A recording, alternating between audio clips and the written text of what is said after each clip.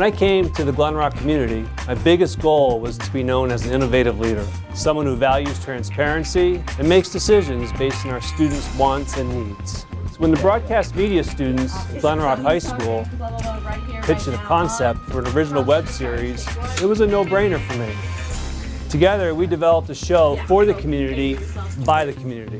And we are ready to share your story right here, right now on Charleston in Charge, take one.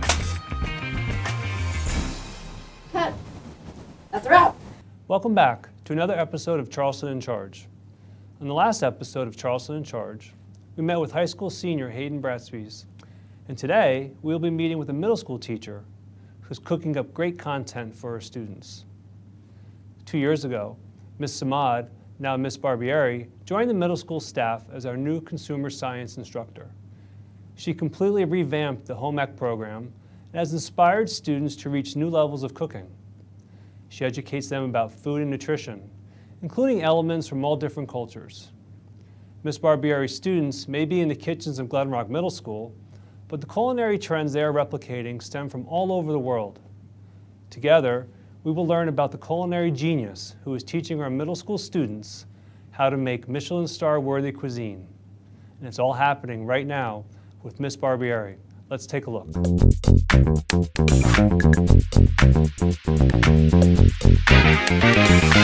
Before we begin, congratulations on your wedding. I heard that you recently got married. Can you tell us a little bit about the special day? Yeah, thank you.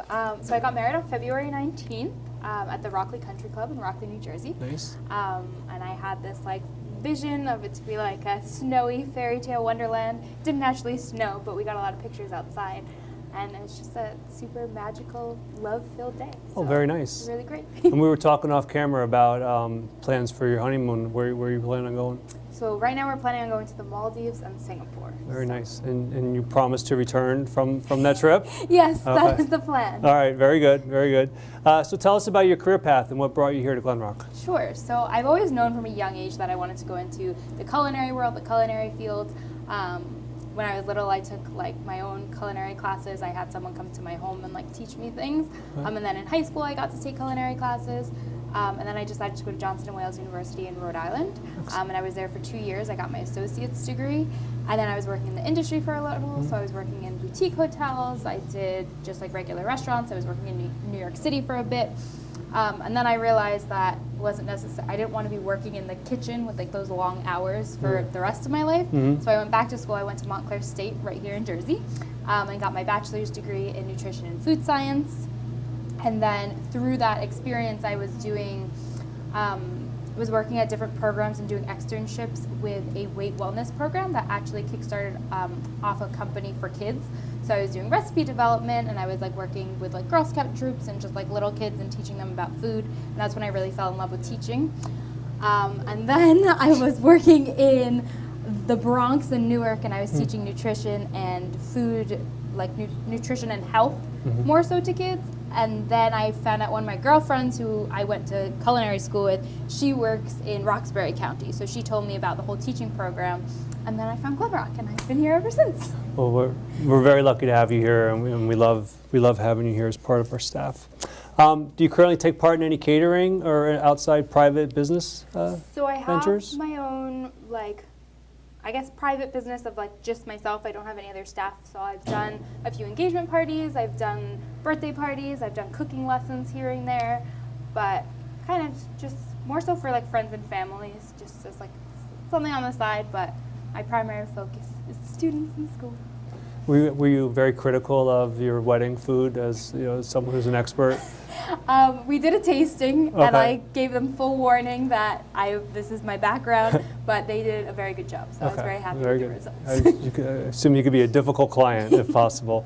So I remember last year I took part in the Cupcake Wars, the judging piece, and I really loved that. Can you tell us a little bit more about that event? Sure. So I like to run the class and give my students as much freedom and flexibility as possible. So they do a Cupcake Wars because it's semesters, they do one right around not Thanksgiving time, Halloween time, and then they'll do as their final exam, they do a chopped competition. So they get to use all the skills that they've learned in the past, they get to put them all together and then kind of like put them to the test. So through that, they get to use their creativity, they get to come up with their own recipes, everything's made from scratch, they make their own cupcakes, they make their own frosting, they make their own decorations. So I'll go to the store, I'll buy all the ingredients, but really everything is in their hands and they get to take on their own little special project. And that was fun. I really enjoyed that. What about Thanksgiving? When I walk by here during Thanksgiving time, there's like a line outside the door. People want to come in. Tell us a little bit about the Thanksgiving traditions that you have here. So Thanksgiving is also kind of the same. I'll have them sit down one class and I say, okay, what are your favorite Thanksgiving foods? What do you want to make? And then each kitchen gets the opportunity to make 2 different dishes. So then, again, they make me their own grocery lists. They come up with their own recipes. It's like all the freedom of the students, what they want to make. I let them bring it, talk about some of the traditional things they do at home. Maybe it's different depending on their culture and their background. They do some other special things. And then again, I give them their recipe. Well, they make their recipes, but I'll print them out for them. I'll make sure they have all the ingredients, and then they get to have a nice little feast. And then obviously we get to invite the administration and anyone who's walking by if they want a snack. We welcome them in. That and cookies we like to pop in. What's your biggest pet peeve in the kitchen? When we don't listen to directions. Okay.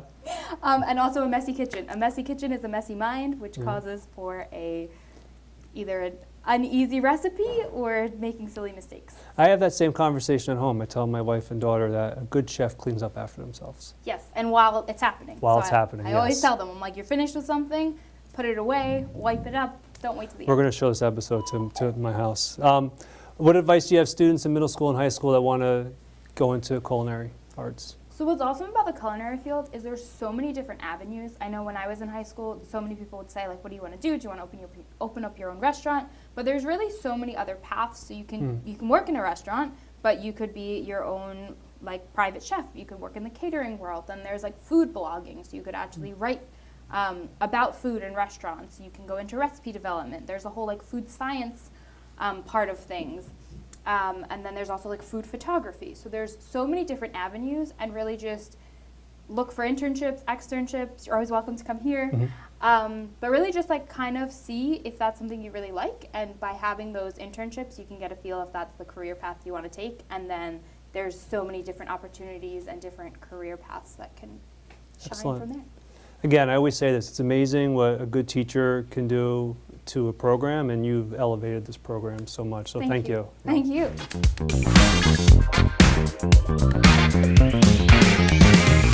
All right, so we got some rapid fire questions for you. Okay. I wish you luck.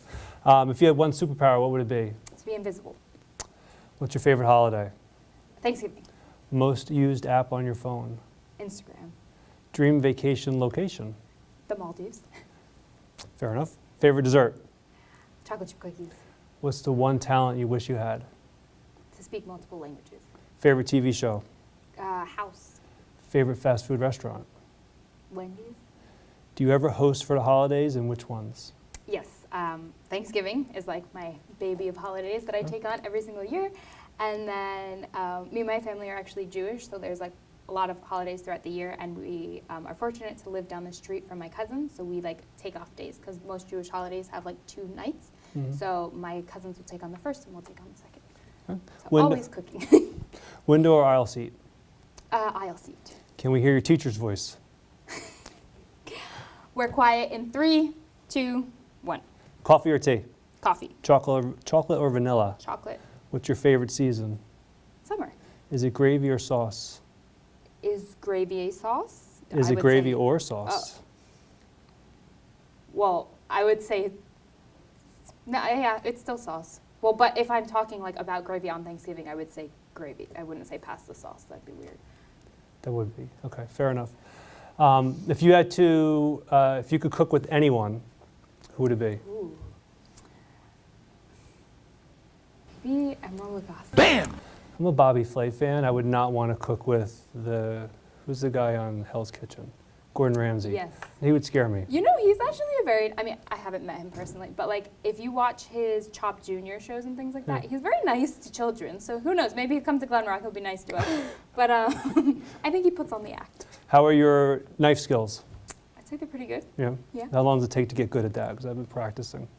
Honestly, from like the 6th graders to the 8th graders this year, you can see such a big difference. So they've like they're only with me for a marking period. So within like a few months, if you're practicing every single day, You get it?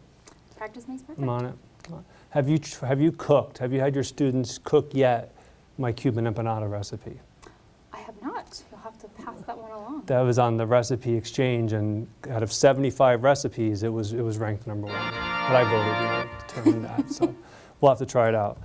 So that does it all today for Charleston in Charge, and thank you for your time. We really enjoyed the conversation. Thank you. I'm happy to be here.